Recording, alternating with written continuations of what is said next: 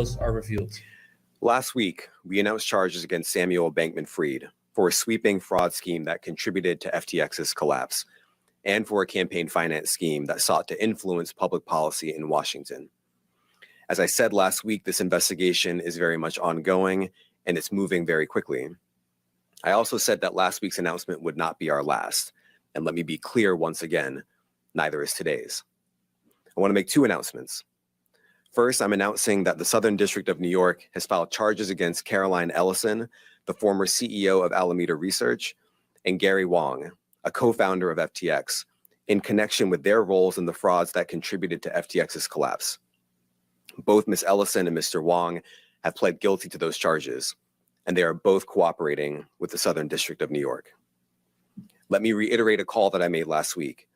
If you participated in misconduct at FTX or Alameda, now is the time to get ahead of it. We are moving quickly, and our patience is not eternal. Second, I'm announcing that Samuel Bankman-Fried is now in FBI custody and is on his way back to the United States. He will be transported directly to the Southern District of New York, and he will appear in court before a judge in this district as soon as possible. Many individuals in the Bahamas and in the United States contributed to the swiftness of the defendant's return, and I want to thank the Bahamas for its outstanding assistance and excellent coordination with us. I also want to thank our partners at the United States Embassy in the Bahamas and the Justice Department's Office of International Affairs. You already know what time it is. Crypto in the morning. Crypto in the morning. Crypto in the morning. Crypto in the morning. Crypto in the morning. Crypto in the morning. Crypto in the morning. Crypto in the morning. Crypto in the morning. Crypto in the morning. Smoking a blunt on my way to the gym. 11 a.m. and I'm already tuned in. Got me some hacks and I'm making a stake. Got me some heads on, I'm making it rain. Pay me some maxi and that's just in case. Jim Reddit sent me to show you the way. Crypto in the morning. Crypto in the morning. Crypto in the morning. Crypto in the morning. Crypto in the morning. Crypto in the morning.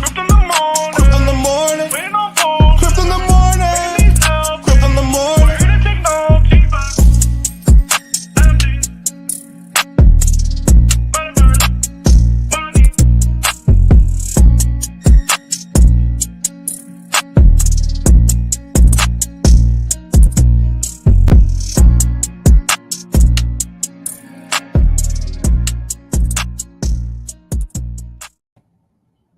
Yo, what's good? So Sam Bankman, we weren't sure if he was going to actually go to jail, but it looks like his ex-girlfriend flipped over and started tattletaling on him, right? So this is...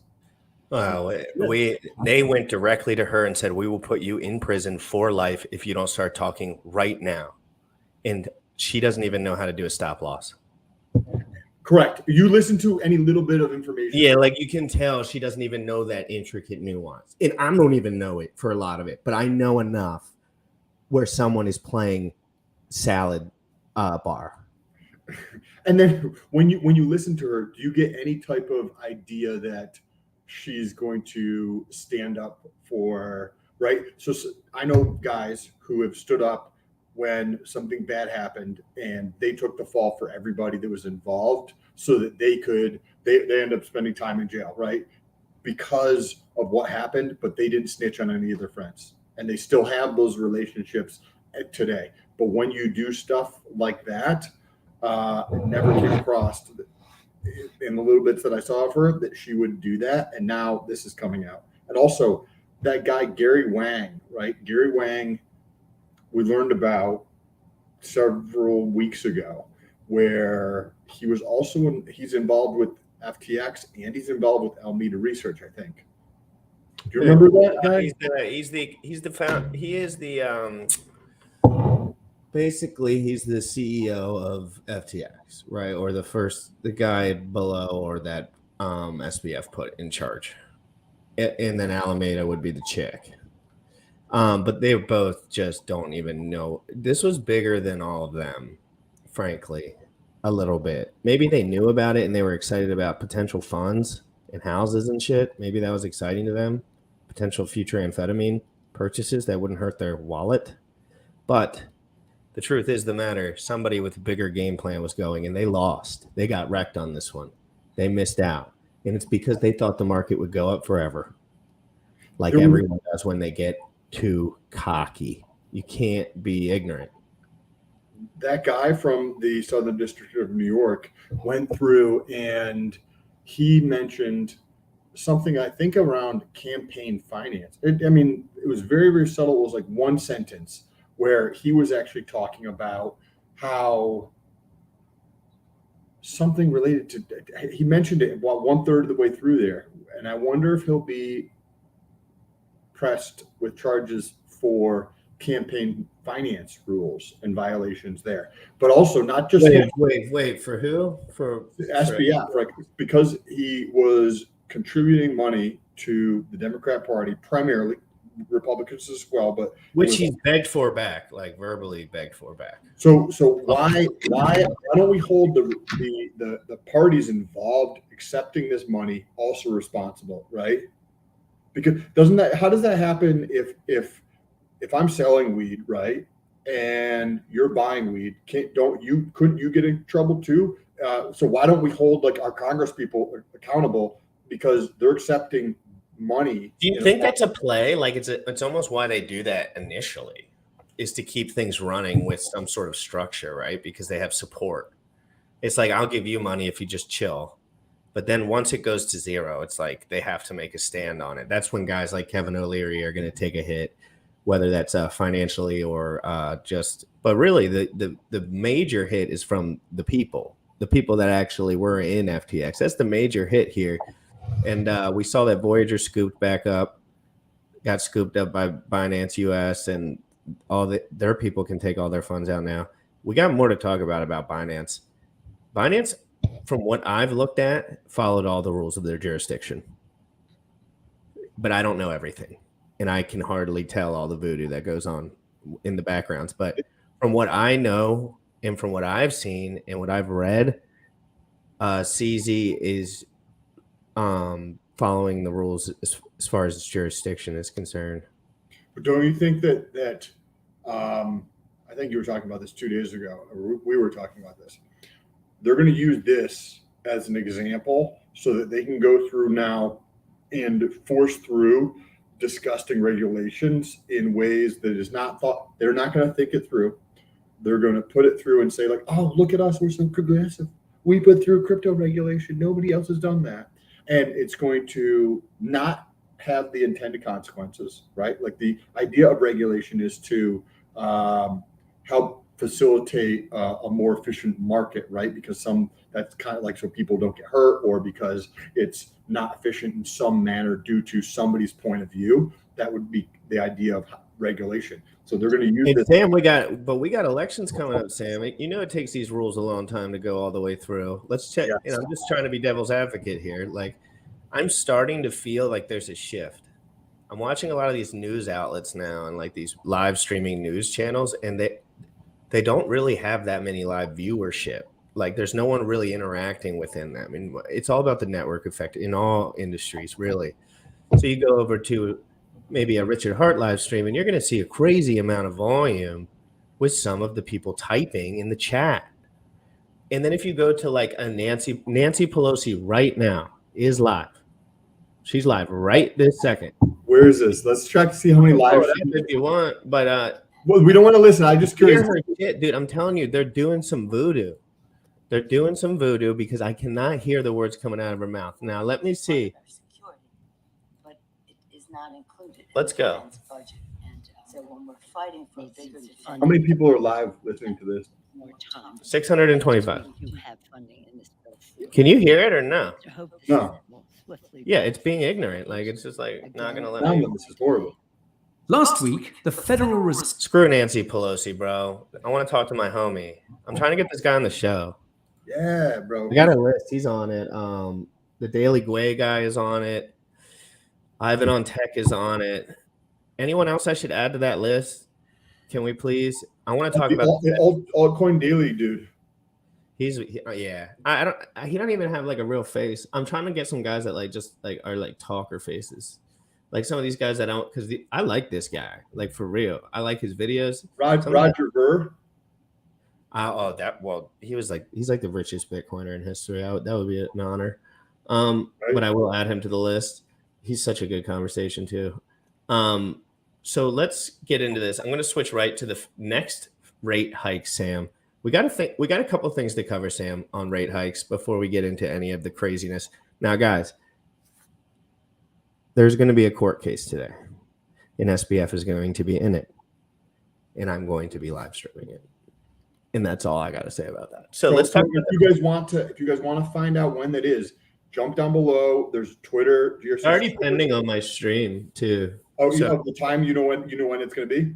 No, I'll adjust to the exact moment where it starts. Like I will be on, but just watch out for that thumbnail. It'll be adjusting, but I'm going to try to basically just record that, and then at the end of it, I'll put in my 2 cents. So if you guys want to catch that, go to Twitter because that's where he'll have the live, like the most up to date shit. Yes, and I'm going to be all over it. And we don't do Christmas. And we love Christmas, but we don't do no days off. Okay, let's go here. And I pray my family is not disappointed in me for my lack of valor with the Christmas gifts this year. So Just talked to my brother. I was like, bro, I'm not getting shit for anybody but the kids. all I do is tell everyone not to get me anything. I'm like, don't give me anything. I don't want anything. I literally don't want it makes me feel like I should be giving something to someone else, and I don't want that attention. Exactly. Just don't give me anything. I don't want anything at all. I'll take a keyboard, though. A nice wireless one. Jerome's speech was done, the question period began, and the first question came from a reporter at CNBC. They asked Jerome whether it was a problem that the stock market has been rallying over the last few months, despite the Fed's rate hikes, or rather, was rallying. Jerome was careful in his response because admitting that the Fed wants markets to crash would be a bad look. So instead, Jerome said that the Fed wants financial conditions to reflect rising rates and said that the Fed is not focused on short-term price, but, quote, persistent long-term moves to the downside. The second question came from a reporter at the New York Times, and they asked Jerome point blank whether the Fed will raise by 50 or 25 basis points during its next meeting. Jerome gave a lengthy response, and the TLDR is that speed is no longer important. How long higher rates remain, however, is. I'll also quickly note that the Fed expects housing and rental costs to collapse later next year. Fingers crossed for those who have been squeezed. Now, the third question came from a reporter at Reuters. They rightfully pointed out that the figures in the Fed's summary of economic projections are effectively forecasting a recession, and asked Jerome why Fed officials used very soft language to describe what is guaranteed to be a very bad time. Jerome responded by saying that GDP growth will still be positive, so it's totally fine. Why does I think it's a meme, but why does our boy look like he just went through a crack binge and then climbed into his chimney? He never looks like this. It has to be kind of a joke. Because But I like the authenticity or like the quality of his setup though. He's got like the sweater on like Mr. Rogers and the fireplace, and he's got his legs crossed like squishing his balls, and he's just like got this accent. It's just like it fits it very well. I like it. Let's keep it going. The Fed rate hikes. Everyone's pretending like it's not real. Everyone's pretending like there can't be a pivot. Everyone's pretending like the numbers just don't matter anymore. But they can turn. And I think people start getting arrested. Things start happening. I like that for a floor. I like that for a close. You know what I mean? Like, I like to see guys that are rich going to jail, in prison. Like, that's really hardcore. People might not think about that, but like these guys were just in Bahamas on the beanbags and they go to the prison. That is a statement for rich white people. Like, and that's what they're going to use it for, as much kinetic energy as it can offer. Right? Like, oh, let's get this guy in jail because, oh, we throw everyone else in jail. 1% of the United States population is sitting in prison. And they don't give a shit about one of those people because why? They don't have any money. They don't have any, there's no purpose for them. Their best thing is the government cog for whatever they have to do in jail. And like, how all the commissary and all the finances work within that. So, and that's disgusting, and I hate that shit. So let's keep it going. I want to know what the Fed's going to do. I have a feeling we're getting close, guys. We're getting close, and crypto's the first thing to move, generally, in my opinion, as far as like with some pace to it. And after this, we have an interesting chart to take a look at. How does like the Fed's move now over the past 12 or so months? How does this reflect, or how, if you contrast this to previous times when the Fed is doing this, how does it look? There's a very interesting chart that we're going to pull up. Yeah, teach me something, Sam. This is my first pivot. This is my first real pivot. They were helicopter money in my whole adult life. Seriously, the whole time. And then I never knew it. You don't know it, Sam. You don't know what helicopter money is until you're on the other end of it. It's like, I don't know. Is it helicopter money or is this how things go? I don't know. And then I see Ukraine, the Ukraine shit that we watched, I live streamed last night with President Biden was freaking wild. Maybe not the best live viewership, all that stuff, but I was in shock the whole time. I was just like, this is as bad as it gets. But anyway, we're turning into China. He also seemed to claim that the labor market will be fine too, because employers are having a hard time finding employees. From what I've seen, the answer to this question was met with lots of What do you think of that, analysts? So Jerome, I would say correct. That's how it would feel to me if I was to guess, but I wouldn't think the numbers reflected that. So Jerome Powell, right, is like, we're going to continue to raise rates because we want to tamper inflation, right? So this is going to cause a big, in my opinion, a decrease in asset prices. Like I think the stock market still has ways to drop. I think real estate prices, now that I've been looking at it a lot more and understanding what's going on, I think real estate prices could drop substantially in certain markets. And I think they should. I agree. They should. Like, it seems like they should. Like, it seems like my house should be closer to what I bought it at. Right? Okay, it's been 4 years or 3 years. Like, you're like, why is this? It should be. Like, I'm like, I don't, 400 grand? Why? It seems like it's more like 300. Correct. So right, and that's just from a vibe, like just like feeling it in a non-biased way. I'm like, you really just gonna let 1 year go by and then my house is worth 180 grand more in value, or 2 years go by? Frankly, there's a lot of liquidity in housing. I mean, there's a lot of people with money in housing, so it's like it's crazy how fast that shit can move. That's really crazy when you think about how fast, dude. I have not paid a cent to live in this joint, and that was just based on.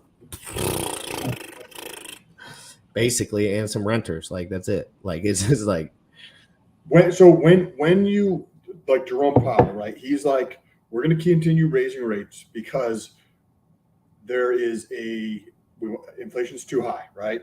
We see the job numbers are still good, meaning the unemployment number is not like where he wants it to be. He thinks it should be going up. But one of the factors that he is using or stating that employers are finding a hard time finding employees, right? So if you think about this, you're like, okay, wait a second. So that would, if you just look at that at the surface level, like how I'm assuming he's looking at this, right? And they could have a shitload more data than me, but this is just my take on this. So he's looking at this and he sees the data, and employers are saying that they're having a hard time finding employees. Now, if you look at that on the surface level, the first interpretation is, oh, the market is still strong, right? The employment is still strong. They're having trouble finding employees. So that's a good thing, right? That means it's too strong. We need to continue to weaken this by raising the rates. However, if you're at the level we're at and you understand this and how people are thinking about it, people don't want the traditional jobs anymore. No, I can't. Correct. I don't want the literally. I can't do it, and I don't get paid enough to do it, and I can't get paid enough to do it because time has more value now because they fricked it up. I think I know off the top of my head. I think I know like one person off the top of my head. All the people that I generally talk to don't have jobs. I know like one person off the top of my head who has a job. Everybody else has their own business and or side hustles that support themselves. And this, I think, is what's getting missed in that number because it's actually, in my opinion, a lot. Well, the great resignation, Sam, we've talked about it for a long time. people are. I was like a live case of this. I left my job and I started streaming news every day, and it was way more valuable to me and to clearly some of the viewers than I was doing at my, job, business, scaling before. It just didn't work. It wasn't working. I couldn't get a hold on anything. I couldn't learn anything, which was the hardest part. It's like one of the things about a job that's the toughest that no one talks about is you have no time to learn anything else because you're supposed to be pretending to be working. So what would I do was just listen and learn all day and pretend to be not pretend to be working. Of course, I worked really as hard as I could, but I was so invested emotionally in what I was listening to and what I was taking notes on, or what I was waking up early and doing. And I knew that had more kinetic energy just via like passion in general. It's the first principles all over again. This is what innovation technology does. Like it disrupts the way that we look at the world. It disrupts the way that we interact with the world. And I will never go back, ever. Because why? There's millions of people who are doing that, and I don't think the Fed understands that. I don't think they get it. That's why they're like, why are big companies finding it hard to find good employees? Because me, who would add the value of 14 other employees, by just hiring me, you can get the value of hiring 14 other employees because I will dominate out of everybody else you hire, right? And I will not go work for you. So you're going to have a hard time finding good people to work for you because the good people are going to do their own thing. And I don't. I would never work. They don't even ask me, Sam. They don't even ask. Oh, will you do this for me? Nope.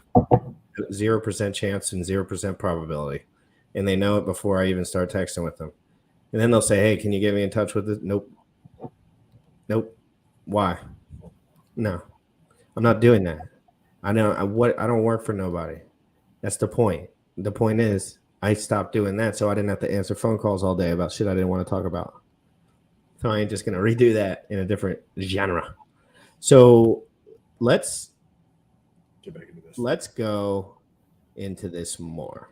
Let's go a little bit deeper, and then Sam will show us his chart on the Feds. Let's get Biceps in the chat for Coin Bureau. He's a goat. Now, the fourth question came from a reporter at the Wall Street Journal, and they again asked Jerome point blank whether the Fed will raise by 25 basis points during their next meeting. This time, Jerome tacitly confirmed, which makes me wonder whether he was playing favorites with the press. The fifth question came from a reporter at the Washington Post, and they asked Jerome why the Fed is forecasting a higher unemployment rate than in its previous economic summary. Jerome essentially said it's because the Fed will raise interest rates higher and leave them there for a long time. The sixth question came from a reporter at the Financial Times, and they asked Jerome whether the Fed's 5% interest rate estimate is because of the Fed's higher core inflation forecast for 2023. Jerome confirmed this is the case, but noted that both could change after the Fed's next economic summary. For anyone wondering, the Fed's next summary of economic projections will be released at the end of March next year. I'll leave a link to the Fed's calendar in the description if you're interested. Now, back to the questions. The seventh question came from a journalist at Politico who was smart enough to build on the previous question from the FT. They asked Jerome whether the Fed's higher core inflation forecast is coming from fears around the wage price spiral. Jerome danced around the question, which sent a signal to investors that yes, the Fed is concerned about continued increases in wage growth. In other words, the Fed wants to crush the labor market. Now, obviously, admitting this would be even worse PR than admitting that the Fed wants to crash the markets. On that note, I'm pretty sure this is the reason why the Fed's press conference was shorter than usual. Jerome and co know that the only way to bring inflation back down to the central bank's 2% target will be to destroy the economy, and he would rather not be asked about this terrifying task. In any case, the eighth question came from a reporter at Axios. They started by saying that investors are currently expecting the Fed to drop interest rates by the end of next year, and asked Jerome whether this was the case. Jerome just said that rates will not be cut back until inflation is headed back down to 2%. Another kick to the groin for investors of all kinds. Painful images aside, the 9th question came from a reporter at Bloomberg, and they asked Jerome whether China's supposed reopening would be inflationary or deflationary. Jerome admitted that this is very hard to know because it really could go both ways. On the one hand, China reopening is likely to increase demand for commodities as manufacturing comes back online, namely demand for oil and gas. Given that oil and gas are already in short supply, China would therefore cause more inflation in the United States and elsewhere. On the other hand, China's reopening is likely to improve supply chains, which have been clogged up by the country's pandemic policy. Chances are the outcome will be somewhere in the middle, but it's safe to say it is in the interest of China and its allies to cause as much inflation in the West as possible. Anyways, the 10th question came from a reporter at the Associated Press, and they asked Jerome what the Fed thought about the previous day's CPI print for November. Jerome reiterated that the decrease in inflation is promising, but said that the Fed needs to see more evidence of inflation coming down. If you're wondering what more evidence means, Jerome's rambling response revealed that yes, the Fed wants to see the labor market slow significantly and wages come down. I think this is where he's I feel that he doesn't understand what's happening. In this piece related to this, companies are having trouble finding good. Which person? Jerome Powell, right? Yeah. Because why are companies having so much trouble? Because we don't want to work for these companies, and more people are waking up to this. Why do you want to go work for a company sitting on your thumb for 2/3 of your week when you can go do that for yourself in a fraction amount of time? You think he might literally lack insight on this? I swear, this is the second I've brought it up a couple of times. Because now you're starting to think he might just have a blind spot for real instead of just being like, obviously we know they say whatever, but like he might have a blind spot because why would he do that rather than change another dynamic that could obviously be, I mean, it's obvious to us, but we're young in the workforce, aged people, and it's so easy to relate to the technology at hand, to the innovation at hand here. And for him, maybe it's just not. But again, I have a feeling he also just might be saving face and full on scumbag, kind of just what can I say at this point where they do whatever they do. And I just sit here and get ran through basically with questions. Basically, they're like a sacrifice. Sam, I want you to see this news clip while you have that coffee in your hand, because Sam, remember, there was a lot of presidential stuff yesterday that was critical. So let's run through like a 2-minute little sitch and then pull up that inflation thing, because this has to do with inflation. Oh God, trust me. Oh, you God, trust me. And that's why I'm switching it over. All those questions about inflation and blah, blah, blah. You want to know the truth? You want to know if there's going to be more money you're spending? Well, they made that extremely clear yesterday, Sam. Extremely clear. And they have nothing but more coming. And I have a chart that shows how much money we've actually sent over there compared to every other country. And it is disgusting. And if you also relate some of the numbers of the economies of Ukraine and Russia, you'd be surprised at how similar they really are. So it's as far as some size things that you would think are way one-sided that aren't. Anyway, let's listen to this, Sam, and I would like you to let me stop. We're only going to play it for a minute or so. Turn up the volume if you can.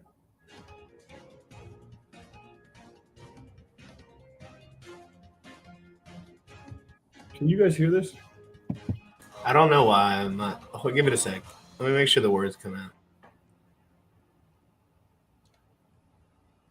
Good morning, everyone, and welcome to Live Now from Fox. I'm your host, Rain Augustine. Thank you all so much for joining us here She party. on this Thursday, December 22nd.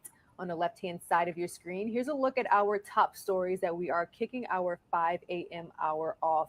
Many people hitting the roads and the skies this holiday season, so we are checking in with our colleagues over at Fox Weather to bring you all the most recent forecasts. A few people may be expecting flight delays or cancellations, so make sure that you all download that Fox Weather app. It tells you the forecast and keeps you up to date with your flight information from Wall Street.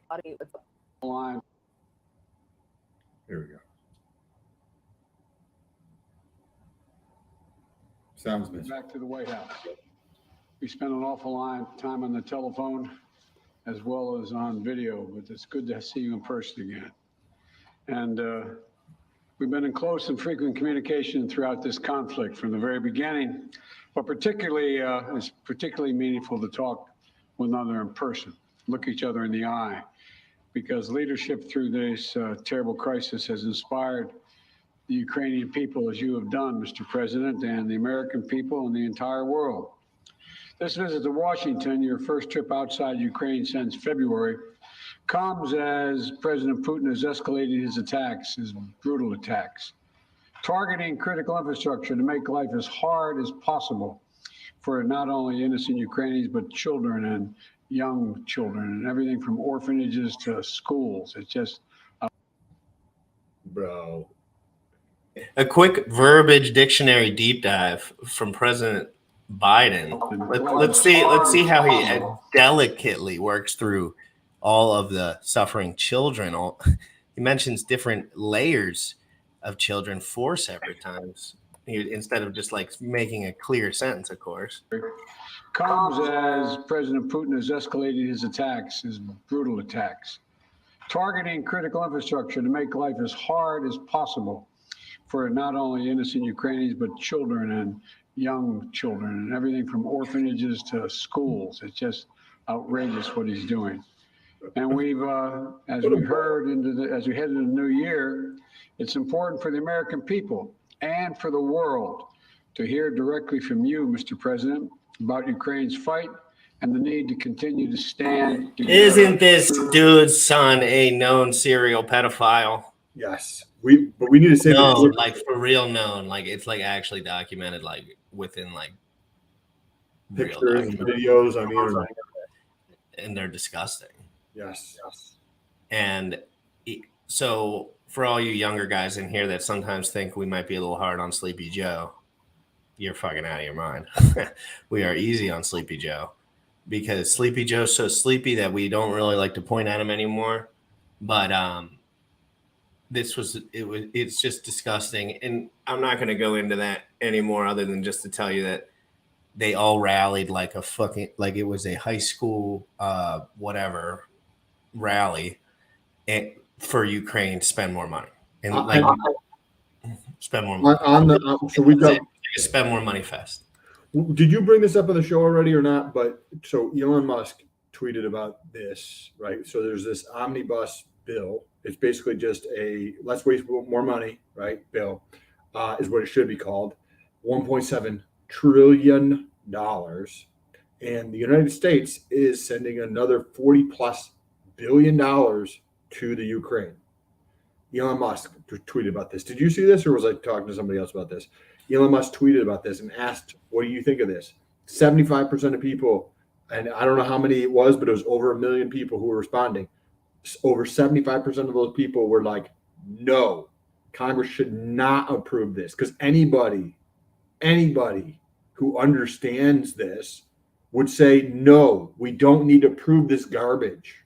We don't need this. There's plenty of other better opportunities to spend money or save. Dude, they were like showing presentations about how they were going to show all the soldiers how to use these certain rockets and give every single one of them rockets. And it was like, I was just sitting there like, oh, this shit is real, man. Like, you don't, when you're working in the workforce and doing stuff, you don't care about this stuff. Frankly, you don't even have enough energy to think about it.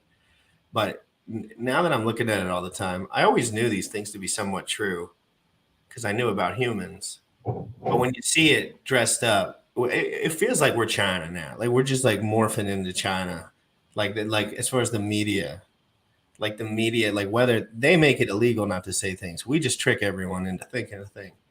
But the Constitution is great, and that kind of gives innovation and free speech some sort of wiggle room, if you feel me.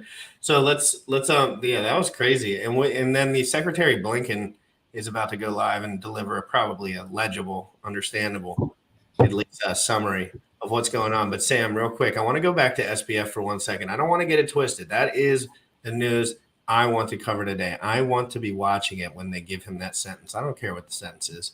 I don't care if they let him go or give him 100 years. It's not, but I want to see it, and I want to know why. I want to know why.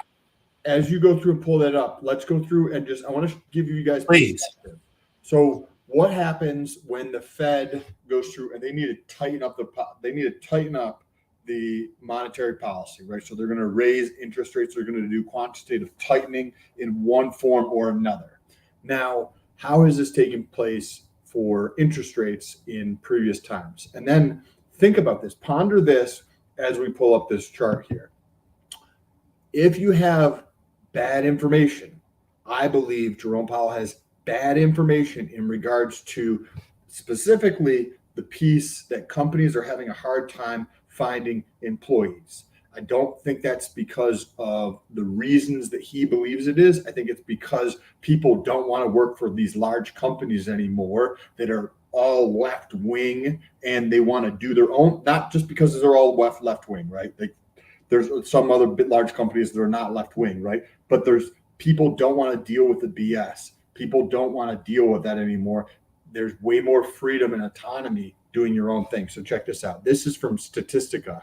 They compile a bunch of different data of all sorts. The Fed is moving historically fast to tame inflation. Coming off, and this is from just a week ago, 7 days ago. Coming off historically low interest rates, the Fed has taken very aggressive action to tame inflation. This year, raising the Fed funds rate by 425 basis points. That's 4.25% since March. As the following chart shows, so check this out. The Fed is moving historically fast. Changes, look at this. These are all the other times over the last 30-ish years where the Fed has taken this approach. 2022, far more aggressive. And I think this has to do with they have metrics that they're looking at, and they're like, okay, these are the metrics we look at. For us, for example, if we want to pick a crypto, we're like, okay, it has to be permissionless. The understanding the total supply and how that's put out has to be out there. There has to be immutable code, no admin keys, right? We have to follow these check marks to understand if crypto is good. There's people who are using a faulty framework, and I think the Fed has a faulty framework of understanding of this now, and it's going to cause a lot more harm than it is good, because this doesn't feel good from all the pieces that I'm seeing happening around here. And this doesn't mean that your life has to be bad or anything like that. You can take the opportunity when all this chaos is happening and still expand and grow and flourish and create the best thing that you possibly can. I just think the Fed is using a faulty framework as input to make decisions. No, it's just they're too old. They're too goddamn old. Like, I'm sorry, and I'm not old hating, but what they're old is dirt. They're not even like middle old. All the NFL coaches these days, you want to know how old they are, Sam? They're like middle old, right? Or no? No, they're like 28, literally. Like the guys are coming in and they're Caucasian, they're black, they're whatever, but they're young and they're sharp as whips, and they're not athletes.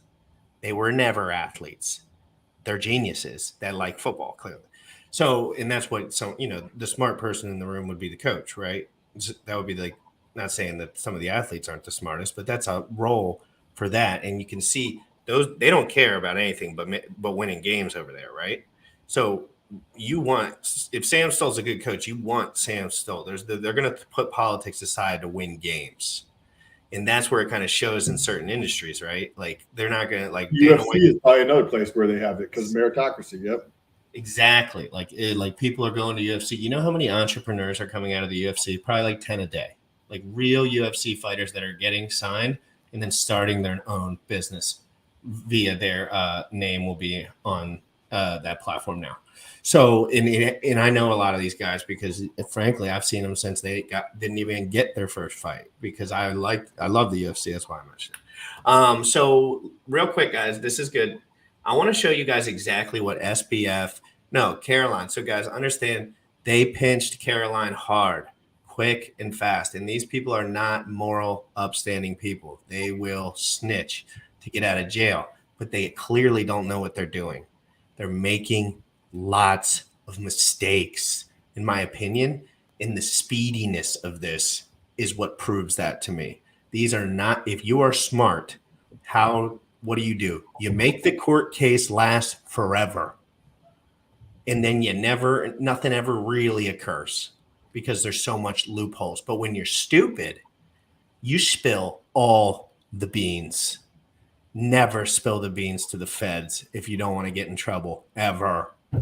Especially if you got money for the best lawyers in the world. And they just hired, I got their lawyers pulled up here that they just, I don't know what the word is. But but seriously, Sam, I want to know, like, you know how much I care about, or at least I'm entertained by the justice system, the corruption there. I know guys that are in jail for no reason, bro. No, and I don't care what anyone says. They were doing this, that. No. They do not belong in there. And they are in there. And then Hunter Biden F's little babies. And he smokes crack all day. And his father made it. So if you have a nonviolent crack case of under 1 gram, you have to be in prison for a minimum of 5 years. Okay, that's too much truth bomb for a couple of seconds right there. Woo! It's getting hot. Our graphic at the bottom of the screen is a little bit out of order. We're actually going to take SBF and move it to the front of the line here and get this little news break that we got last night out of the way. So let's go ahead and put this up on the screen, guys. We now have 2 former top executives in Sam Bankman-Fried's crypto trading empire, and I'm reading here from the New York Times, have pleaded guilty to federal criminal fraud charges and are cooperating in the prosecution of the disgraced crypto entrepreneur. That's according to the U.S. Attorney for the Southern District of New York. Okay, so who are these 2? One of them is SBF's former girlfriend, Caroline Ellison, who was also the chief executive of the cryptocurrency hedge fund Alameda Research. Of course, you'll recall the whole downfall of FTX had to do with their interconnection with Alameda. That was SBF's original firm, and then he starts FTX, and they're basically funneling customer funds out of FTX into Alameda for Alameda to place all of these risky bets. That is what is ultimately alleged. And so Caroline Ellison was the chief executive of that firm. We also have, though, pleading guilty and cooperating with the feds, Gary Wang, one of the founders of FTX, that crypto exchange that I mentioned before. Both were described as key lieutenants in Mr. Bankman-Fried's vast business empire. Let me go ahead and give you the details of what we know that they ultimately pleaded guilty to. And like I said, so they took a plea deal, they flipped, they are now cooperating with the feds in their investigation and prosecution of Sam Bankman-Fried. So here's what we know. Caroline Ellison pleaded guilty to 7 counts, 2 counts of wire fraud, 5 conspiracy counts involving wire securities and commodities fraud and money laundering, whereas Gary Wang pleaded guilty to wire fraud and 3 conspiracy counts, which involved wire securities and commodities fraud. In those agreements, which were signed on. Those are all felony charges. And there's 7 to 5 of them on both of them. They might make an example of this whole little freaking nerd crew. Bro, is this pretty crazy or what? Like, I think it's crazy when you really look. These are felony federal charges. This is not a joke. Did you see the guy in the beginning of the stream I started with? When he gets called, he wants to destroy you. And then he wants to say a little 1-minute blurb, and then he wants to go have an apple teeny. Okay? So seriously, like, that's his job. His job is to destroy. Because that's it. Like, you saw the guy in the beginning. He's all man. That's all his whole job is, to sit there and be like, I will ruin your life and forever take you. Cool job, though, if it had some sort of moral, if the morals were all straight, of course, which I did. He's got the incentive. Like, he wants to be known as the person who is on the case and dealing with putting these people in jail, like, because then it's good for his reputation. He wants this, right? That's why they want, like, they can go back to their constituents to raise money for, this is going into the government piece, and say that, oh, we put this piece of regulation in place, but it's a piece that helps out their constituents who have some type of business in there, but that's down a rabbit hole. Let's get back. And Christian, remember the DA had her come in, and I bet the feds gave her a deal. Dude, they did give her a deal. The worst deal in history is what, as far as I'm, she just pled guilty to 7 felonies, bro.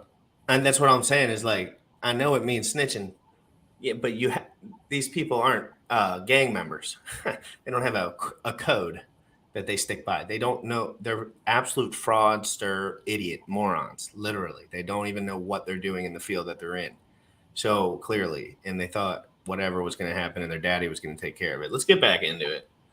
These two people are they look red. They look hot and ready. On Monday, they both pledged to, quote, cooperate fully with the U.S. Attorney's Office, the FBI, and other law enforcement agencies, and to, quote, truthfully and completely disclose all information concerning all matters that they are asked about.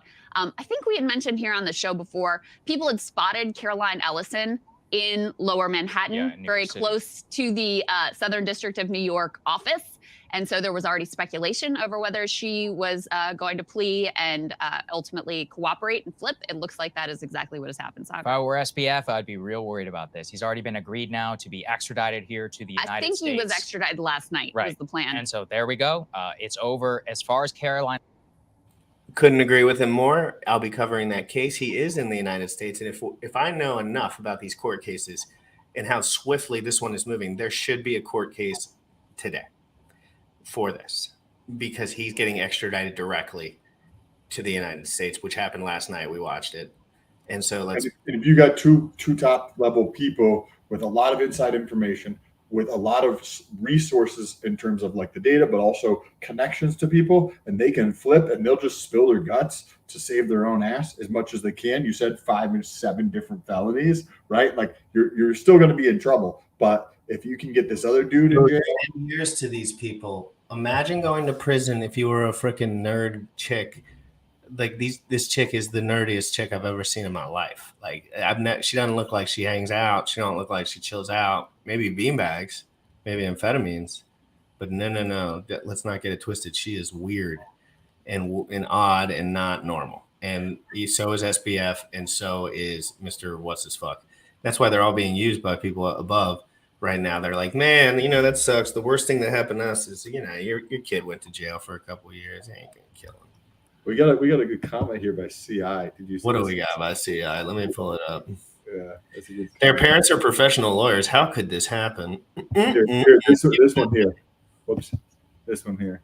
Sam Stolt for president of the United States and GRC co-president. I think they call that vice.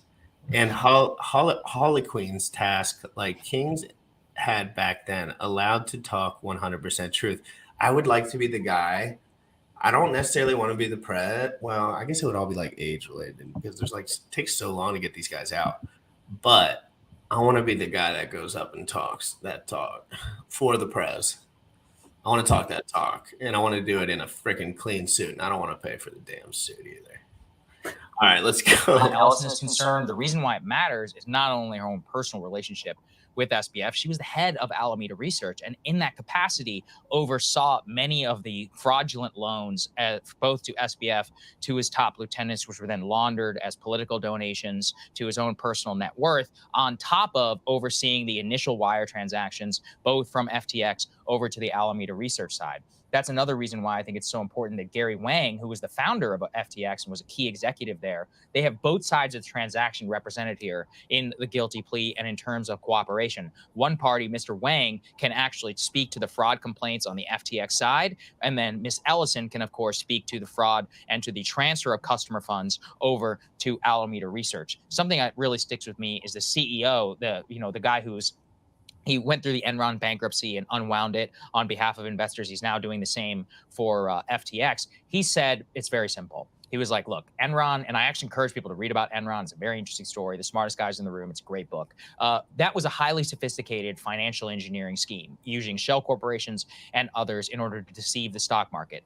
This, as he said it, is just, quote, plain embezzlement. He's Yeah. like, this is as close to embezzlement of a simple, clear-cut case as we've ever seen. You take somebody else's money, you transfer somebody else, then you take a loan based upon that. There is some sophisticated stuff going on with respect to margin loans and the FTT token and all of that, which were faking the balance sheet and defrauding investors. But on its face, as a crime, this, even the Madoff scheme, is far more sophisticated than what was happening here.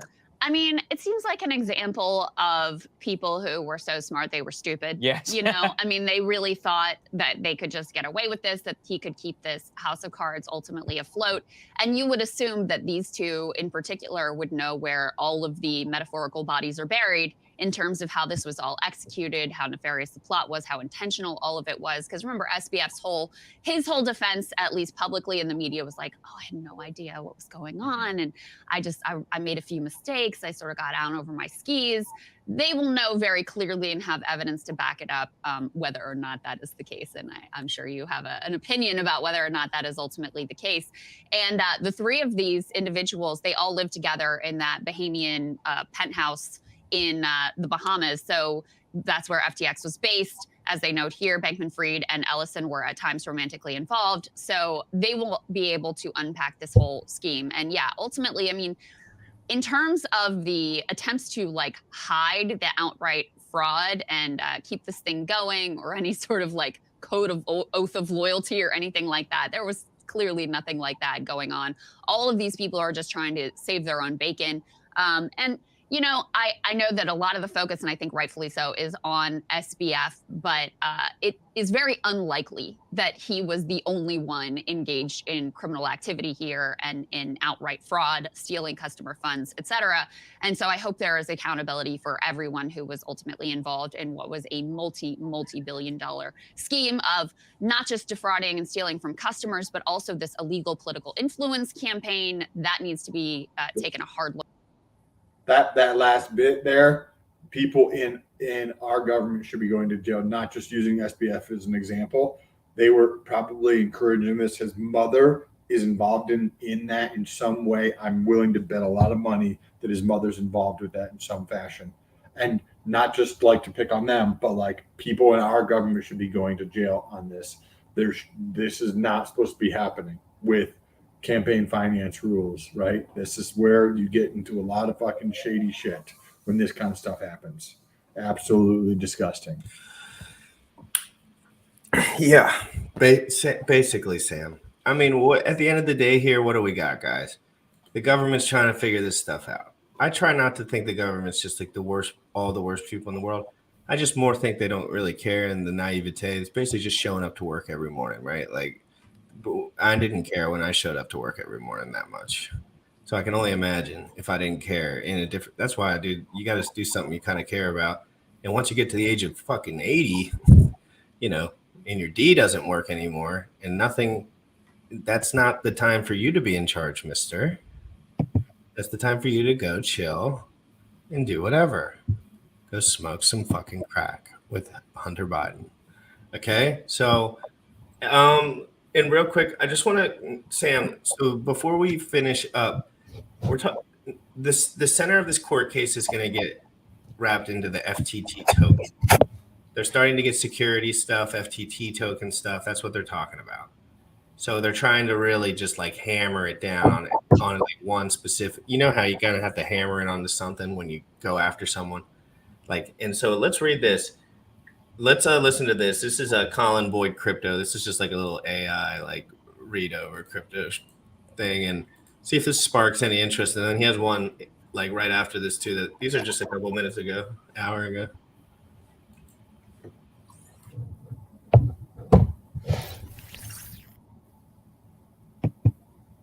First Mover Americas, FTT token at center of new U.S. charges in FTX case. The latest price moves in crypto markets in context for December 22, 2022. Join the most important conversation in crypto and Web3 taking place in Austin, Texas, April the 26th to the 28th. Secure your seat. Join the most important conversation in crypto and Web3 taking place in Austin, Texas, April the 26th to the 28th. Secure your seat. This article originally appeared in First Mover, CoinDesk's daily newsletter putting the latest moves in crypto markets in context. Subscribe to get it in your inbox every day. Top stories: the U.S. Securities and Exchange Commission, SEC, has called FTX's FTT exchange token a security. FTT was sold as an investment contract, and is a security, the SEC said in a complaint filed late Wednesday, in a move that is sure to have a wide-ranging impact on the industry. If demand for trading on the FTX platform increased, demand for the FTT token could increase, such that any price increase in FTT would benefit holders of FTT equally and in direct proportion to their FTT holdings, the SEC wrote in its complaint. Former Alameda Research CEO Caroline Ellison and FTX co-founder Gary Wang have pleaded guilty to criminal fraud charges tied to FTX's collapse. The SEC and Commodity Futures Trading Commission also announced charges against the two, saying Ellison manipulated the price of FTT. The duo are cooperating with investigators. The U.S. Attorney for the Southern District of New York did not specify what they were being charged with. Twitter has integrated cryptocurrency prices into. Follow the URL for the full article. For more on this story, visit the news article link.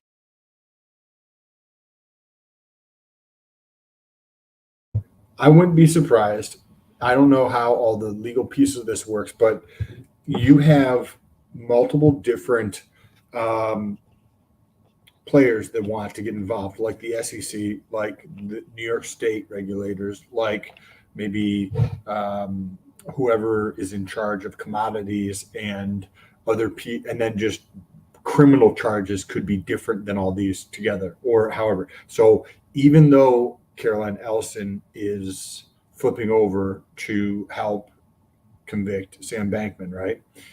I wouldn't be surprised if she's also charged from another entity, right? Because this is one case, even though we kind of see it as one big case, right? If they're charged with, like, GRC could sue me. Well, they're taking her and they're doing the Alameda side, and they're taking him and they're trying to get the FTX side. So they're kind of separating them so they can get more charges.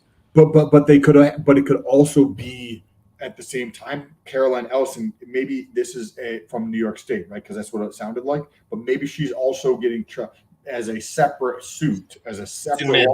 It's in Manhattan.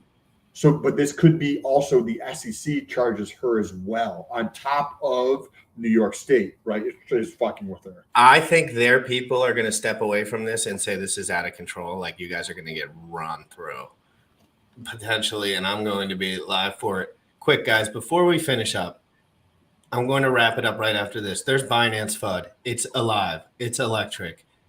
Binance has the most transactions per day. Any other blockchain. When Zen launched on Binance, it had more mints than any other blockchain.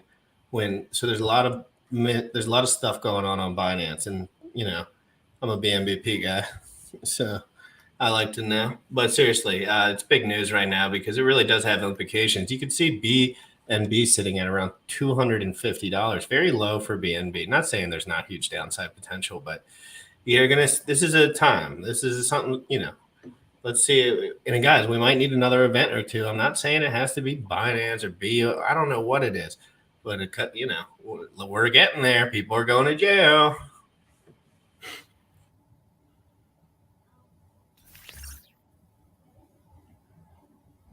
In addition to the macroeconomic headwinds, the Binance rumors and the uncertainty surrounding Grayscale/DCG are clouding the sentiment in the Bitcoin market.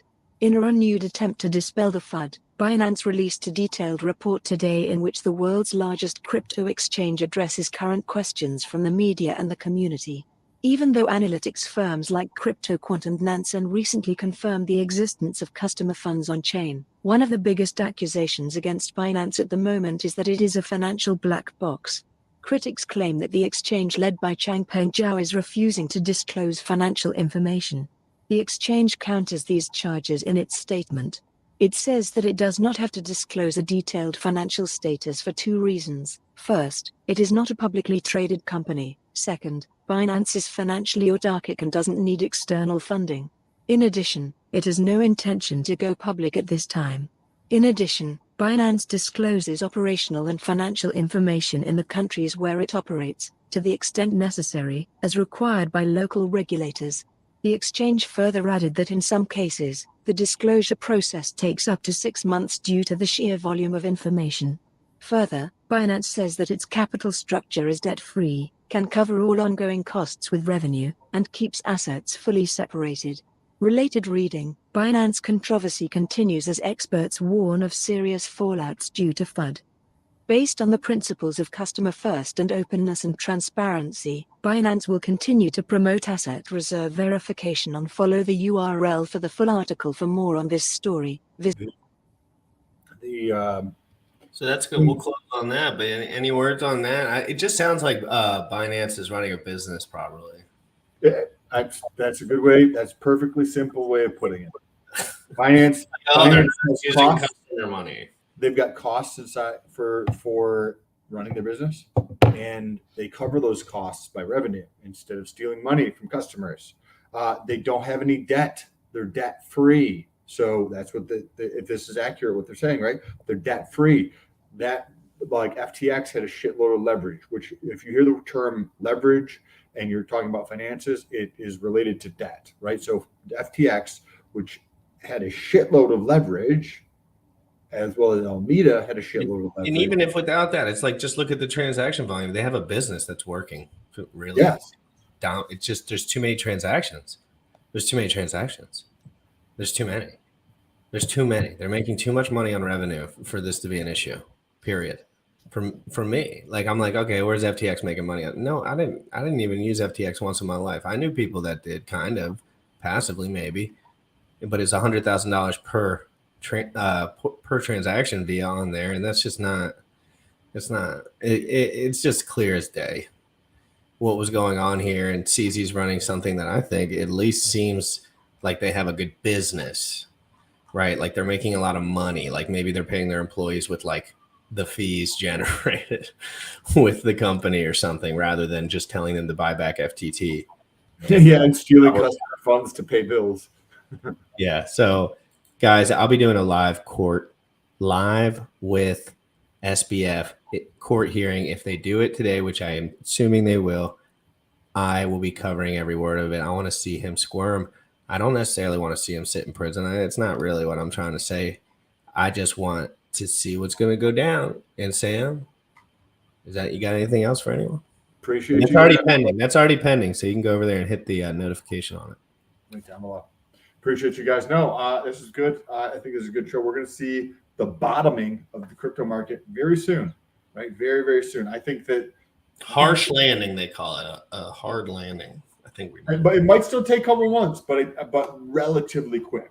It could happen relatively quick. I don't think it's going to be like the end of next year. We're one NFT away from bull run or a pulse chain drop. That'd be lit. 1.9 billion preloaded. What? Let's get out of here, guys. Crypto in the morning. Every single day. Please protect your bags.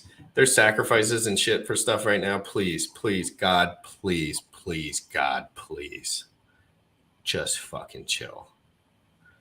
Don't do it. Okay? Very careful. You're right. Seriously, just be very careful. Please be very careful. Extra careful. Double check, triple check. Give it the old Hunter Biden quadruple check. Crypto in the morning live every single day at 11 a.m. Eastern, guys. You already know what time it is. Crypto in the morning. Crypto in the morning. Crypto in the morning. Waiting on phone. Crypto in the morning. Crypto in the morning. Crypto in the morning. Crypto in the morning. Crypto in the morning. Waiting on phone. Crypto in the morning. Crypto in the morning. Smoking a blunt on my way to the gym. 11 a.m. and I'm already tuned in. Got me some hacks and I'm making a stake. Got me some heads on, I'm making it rain. Pay me some maxi and that's just in case. Jim Reddit sent me to show you the way.